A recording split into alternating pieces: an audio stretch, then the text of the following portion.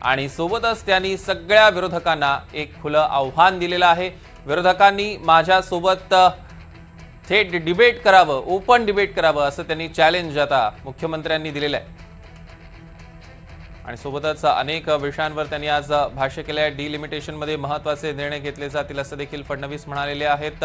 आणि विरोधकांनी सरड्यासारखे रंग बदलले अशी जहरी टीका त्यांनी केलेली आहे। सुषमा अंधारे आपल्यासोबत फोनलाईनवरून जोडले गेले आहेत। ताई, आपण बघतोय आज मुख्यमंत्री देवेंद्र फडणवीसांनी पत्रकार परिषद घेतली आणि विरोधकांना थेट त्यांनी महिला विरोधी म्हटलेले आहे आणि खूप जहरी टीका केलेली आहे। तुमची पहिली प्रतिक्रिया काय?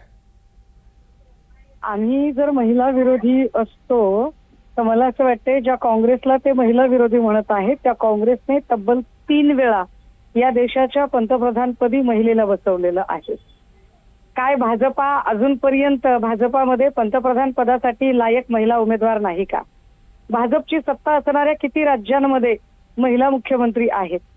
महाराष्ट्रामध्ये किती मंत्री आहेत?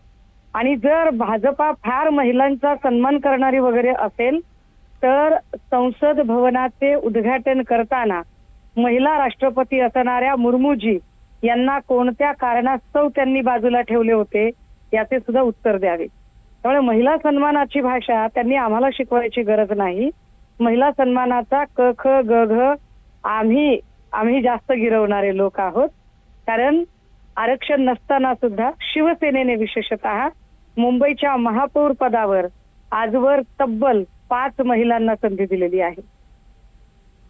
सुषमाताई, पण आपण बघतोय आजची जर तुम्ही पूर्ण फडणवीसांची प्रेस नीट बघितली असेल तर ते प्रचंड आक्रमक झालेले होते। त्यांनी विरोधकांना ओपन चॅलेंज दिलेले की माझ्यासोबत तुम्ही डिबेटला बसा आणि नेमकं काय चूक आहे हे मुद्देसूद मला सांगा। आणि सोबतच पुढे जाऊन त्यांनी असं म्हटलं की आता हे जोपर्यंत मिळत नाही तोपर्यंत आम्ही स्वस्थ बसणार नाही, महाराष्ट्रातनं 1 कोटी महिलांच्या सह्या घेऊ।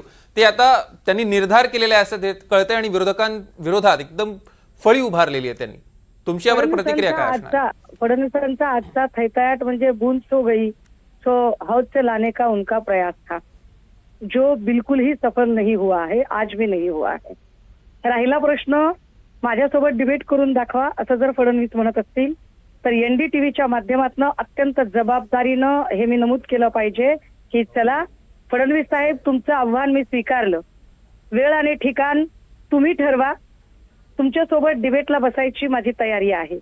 तुमच्या प्रत्येक मुद्द्याचं उत्तरही माझ्याकडे आहे आणि माझ्या प्रश्नांची सुद्धा उत्तरं अगदी तीही फक्त आणि फक्त महिला आरक्षण विधेयकाच्याच चाकोरीतली तुमची तयार ठेवा। एनडीटीव्हीने याचं प्रायोजकत्व स्वीकारावं आणि बिनधास्तपणे एनडीटीव्हीने चर्चेसाठी फडणवीसांची वेळ मागावी। फडणवीसांची चर्चेची तयारी असेल, होय, सुषमा अंधारे फडणवीसांच्या सोबत चर्चा करायला तयार आहे। पुन्हा पळ काढू नका। आज जर एवढ्या निधड्या छातीने जर फडणवीस म्हणाले असतील की माझी विरोधकांच्या सोबत चर्चा करण्याची तयारी आहे तर तितक्याच निधड्या छातीने फडणवीसांनी चर्चा करण्यासाठी तयार असावं। आम्ही त्यांच्यासोबत चर्चा करायला तयार आहोत।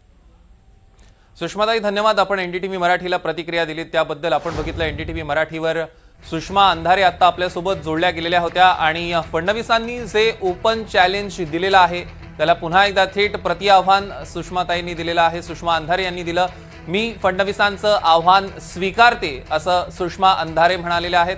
आणि त्यांनी म्हटलं की त्यांच्या प्रश्नांची तर आम्ही मुद्देसूद उत्तरं देऊच, पण आम्ही जे प्रश्न उपस्थित करू त्याची सुद्धा तयारी फडणवीसांनी करावी। फडणवीसांचं आव्हान मी स्वीकारते असं सुषमा अंधारे म्हणालेले आहेत।